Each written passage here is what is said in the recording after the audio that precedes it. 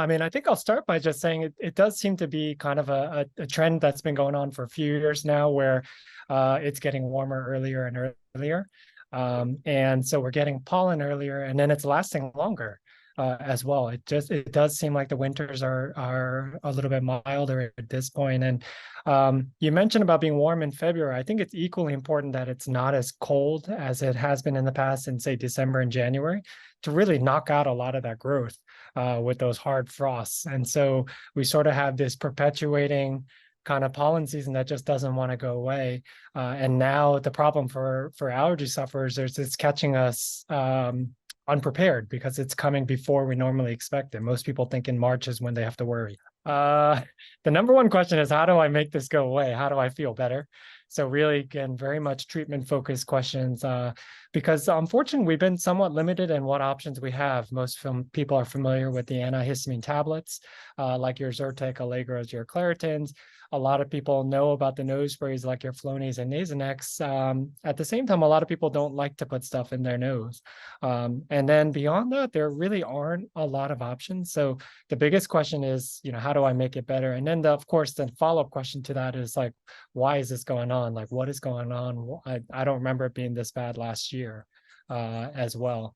And for that one, again, I do have to kind of come back to what you mentioned. It does just seems like we've had a streak of sort of warmer seasons, not a lot of hard frost to sort of knock out the pollen. And so I think it's leading to more pollen, and some people would even argue more potent pollen. Sure. So first, I would just start by saying, like, we know that allergies can be caused by allergens, both indoor and outdoor.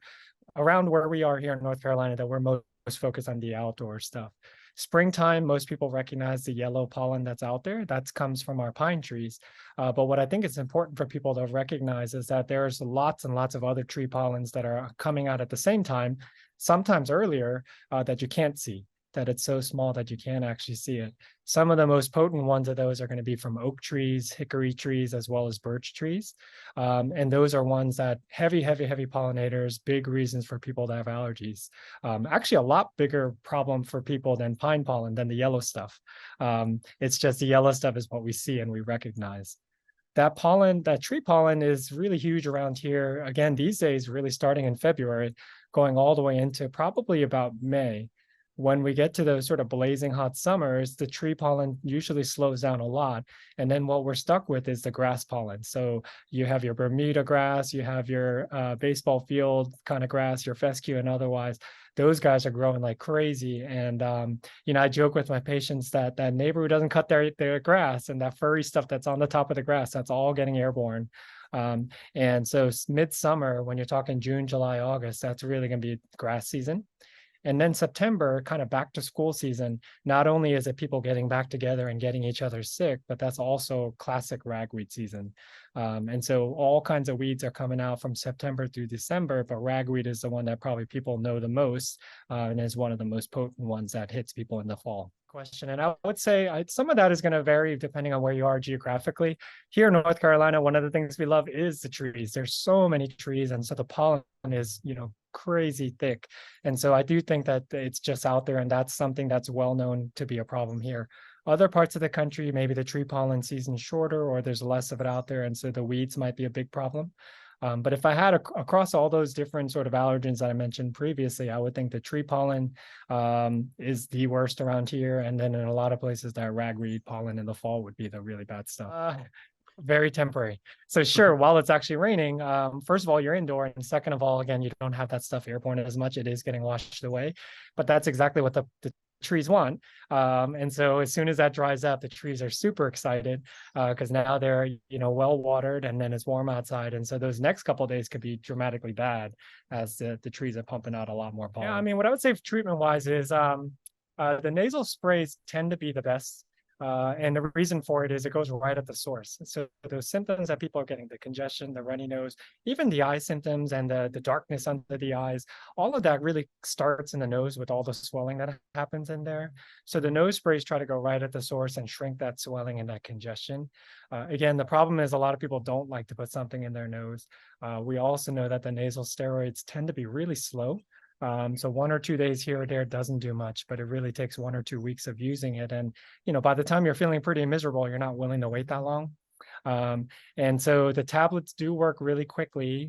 They're really good at drying some stuff up, like your runny nose and all, maybe not as good or not as strong at sort of fixing the congestion.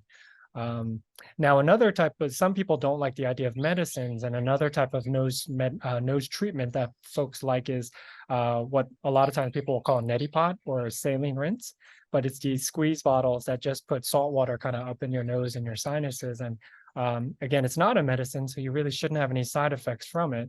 And what that can do is just wash, first of all, wash a lot of that mucus out, but also it can kind of wash some of that pollen out too. So it's almost like instead of washing your hands, you're kind of washing your nose and your sinuses and getting some of that junk out.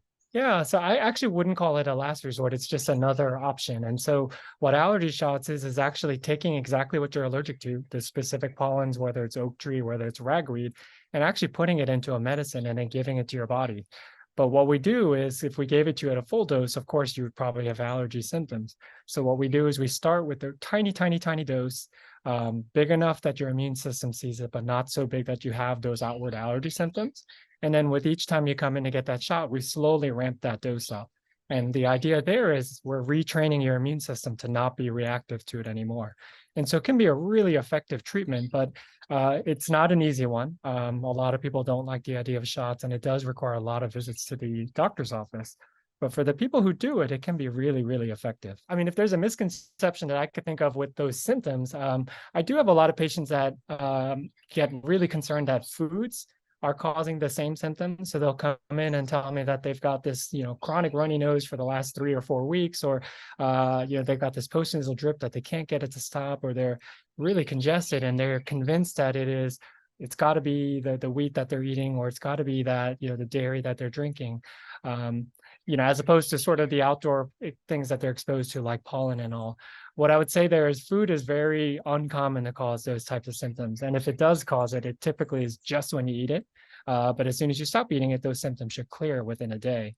So for people who kind of have the ongoing, doesn't go away kind of allergy symptoms, that's going to be much more something that you're chronically exposed to, like outdoor pollens, or in the house, it could be dust mite or animal hair and stuff like that. I hate to do it, but I sometimes do, especially patients who have the bad allergies plus asthma, because that can really put them in a bad spot. Where they're, really struggling to breathe and all, and on tons of medicine for their breathing. Those patients, on those super heavy pollen days, and you can go online and see kind of, degrees of pollen that certain days have. I might tell them that might be that day that it's better to try to work indoors as much as possible. The other thing I might tell folks is going to be, we know it's a heavy pollen day. Maybe that's the day you double up your medicine, or things like that to kind of, if you have to be outside, to prepare for it. Other simple things that we tell folks is, as much as we want to like roll down the windows when we're driving, or if you got that fancy convertible, you'd love to do that. Some days are better than others for doing that. And then probably the last kind of simple kind of bit of advice I tend to give my patients is going to be, if you have gone out for that jog or gone out for that walk in the middle of the day, you almost want to imagine that your body probably is coated in like a thin layer of this pollen that you're probably going to be breathing in all day, or if you go straight to bed, sleeping in that. So I do think that kind of, the idea of washing up right after you sort of spending time outdoors is, as simple as it sounds, probably can be helpful as well. So interestingly, not as much specifically for your seasonal allergies. I think a lot of, there's sort of a thought that this is more of a quality of life thing, and we've got some medicines that are decent. But we are doing a lot of research into other allergic diseases, specifically food allergy. And they're coming up with some of these specific immune medicines, these things called biologics, to see if that can help with food allergies. I bring it up here, though, because it's really the same thing going on in your immune system that causes food allergy, that causes pollen allergy, and even asthma. And so it's very possible that these new treatments that come out, say for food allergy, asthma, or even eczema, may have a wonderful side effect of actually helping with the seasonal allergies as well. And so that's something that I'm definitely hoping for, because we know so many of our patients have multiple allergic problems, not just sort of seasonal allergies, but they may have asthma, they may have eczema, they may have food allergy.